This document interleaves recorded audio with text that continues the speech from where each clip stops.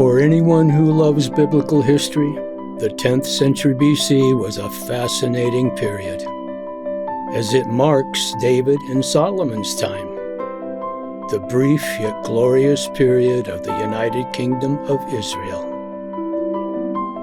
Jerusalem was the most important city during this time, not only as the capital of the kingdom, but also the location of the temple where Yahweh was worshipped.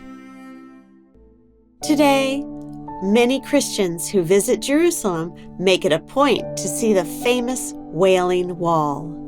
It is the remnant of the Second Temple, which was destroyed by Roman troops after Jesus' time. Historically, the temple has undergone several destructions and reconstructions. Solomon began building the temple in 966 BC, taking him 7 years to complete.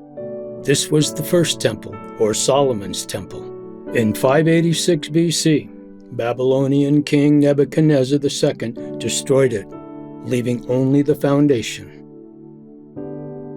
During the Persian Empire in 515 BC, David's descendant, Zerubbabel, led the Israelites return from exile to rebuild a smaller second temple. Around 20 BC, Herod the Great, who governed the Jewish people under a Roman ruler, expanded the second temple, making it much bigger than the first temple.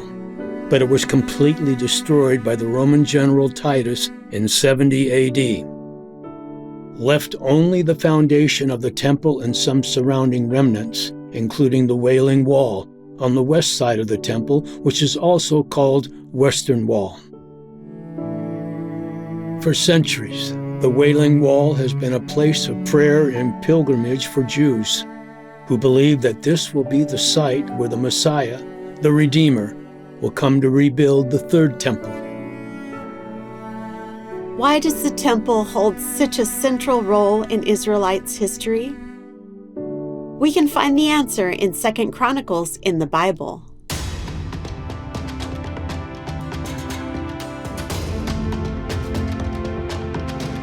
Second Chronicles, chapters 1 to 9, is focused on Solomon's reign, primarily on the construction and dedication of the temple. Solomon, known as the Son of Wisdom, received the wisdom of building the temple. Events not directly related to the temple's construction are omitted from the account. For instance, Solomon's removal of 3 political threats to the throne, his dismissal of the priest Abiathar from Eli's line, and his judgment between 2 women arguing over a child are not recorded here.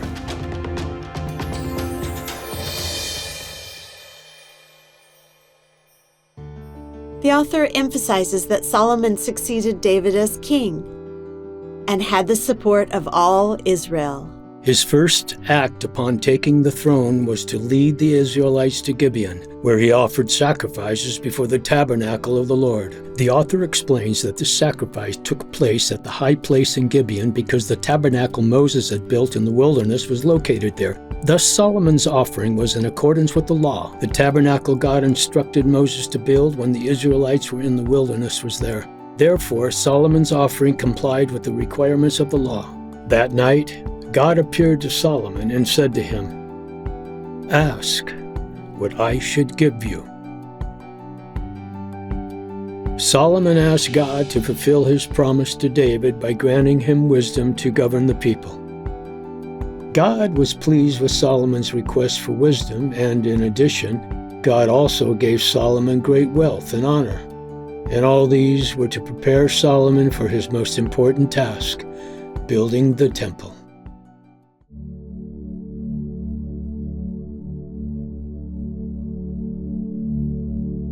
Solomon knew that the temple he was to build was great because Yahweh God is greater than all other gods.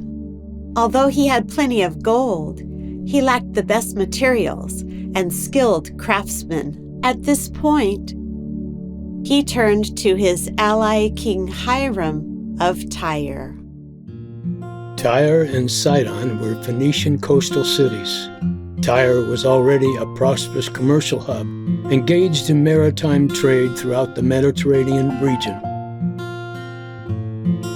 The relationship of trade alliance between Israel and Tyre began during David's reign. Tyre provided Israel with timber and skilled workers, while Israel supplied Tyre with agricultural products.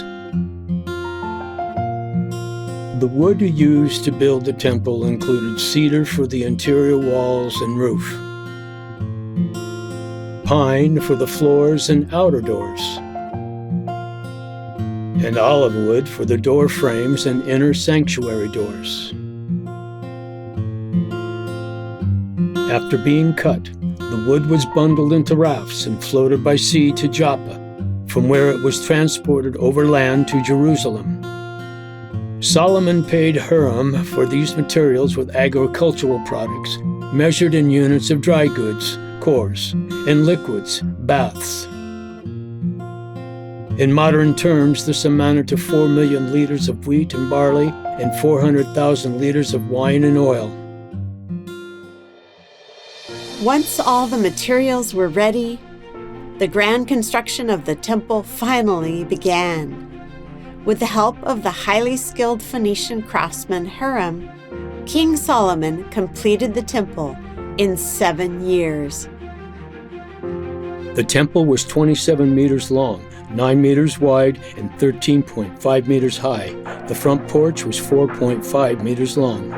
In front of the temple stood 2 bronze pillars, 8 meters high with a circumference of 5.3 meters, and lily-shaped capitals 2.2 meters high. The temple doors were carved with cherubim, palm trees, and blossoming flowers, all overlaid with gold.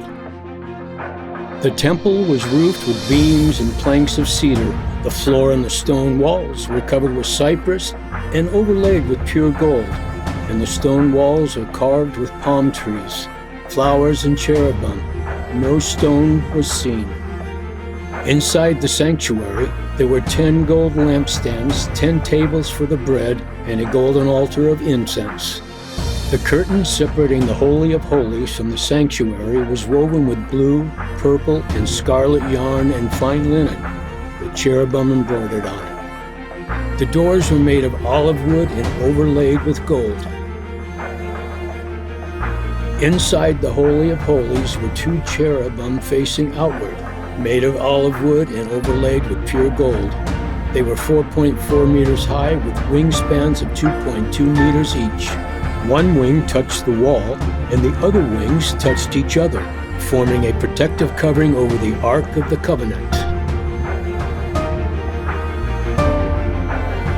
The priest's courtyard, also known as the inner courtyard, contained a bronze altar for burnt offerings, measuring 9 meters square and 4.5 meters high, 3 times the size of the altar in the tabernacle. To the right of the temple entrance stood the sea of bronze, 4.5 meters in diameter and 2.2 meters high, carvings of gourds or pomegranates and supported by 12 bronze oxen. This was used by the priest for purification rites. There were also 10 basins for washing the items used in burnt offerings. The outer courtyard was enclosed and its gates were overlaid with bronze.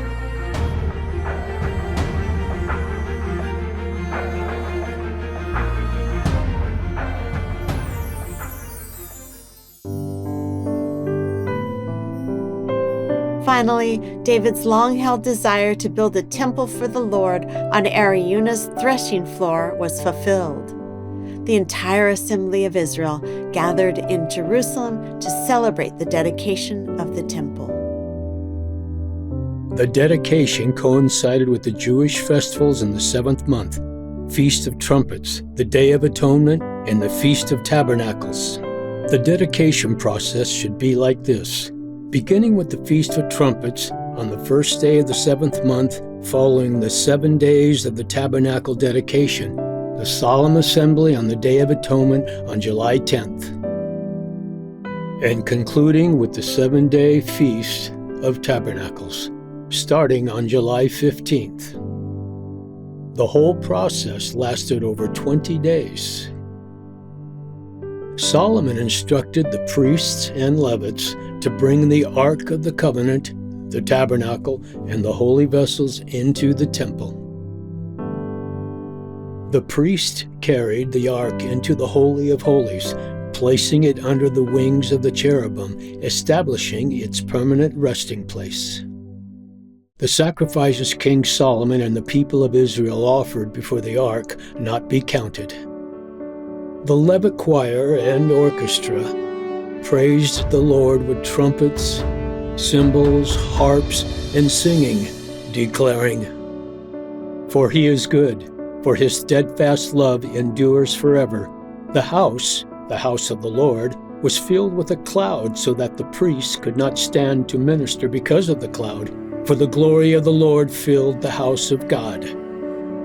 The Israelites praised the Lord for his goodness, which was demonstrated through his covenant and faithfulness. Just as he had been present with his people in the past, so he was present with the returning exiles. And he remains with us today. The cloud and glory in the temple were visible signs of his presence.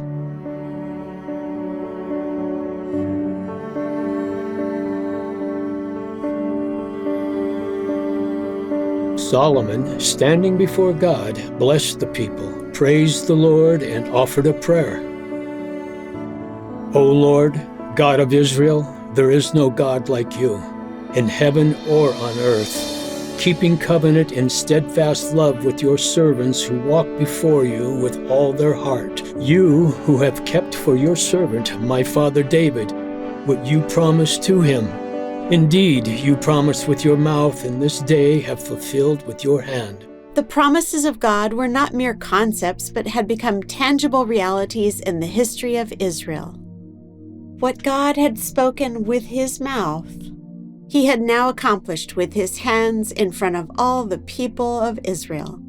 This reality calls us, as spiritual Israel, to enter into God's promises and experience his faithfulness and blessings.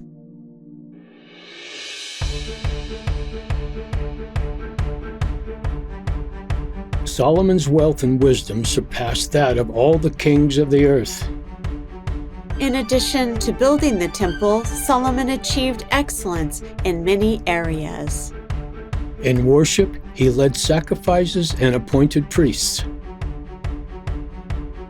In military affairs, he employed foreigners to build fortresses and cities. In diplomacy, beyond marrying the Egyptian princess, he recruited skilled sailors from King Hiram of Tyre to develop maritime trade using the ports of Etzion-Geber and Elath on the Gulf of Aqaba. Perhaps the most famous diplomatic event of Solomon's reign was his meeting with the Queen of Sheba. According to archaeological evidence, Sheba was located in today's Yemen, in the Arabian Peninsula. The Queen of Sheba traveled a great distance with a large entourage, bringing spices, gold, and precious jewels to Jerusalem, seeking to test Solomon with difficult questions. Solomon answered all of her questions, and she was amazed at his wisdom, wealth, and the power of his kingdom. In awe, she praised the Lord, saying, "Blessed be the Lord your God, who has delighted in you and set you on his throne as king for the Lord your God."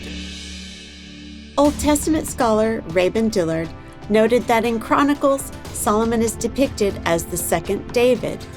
Like David, he was chosen by the Lord. Embraced by all of Israel and highly regarded the temple of God and the worship within it.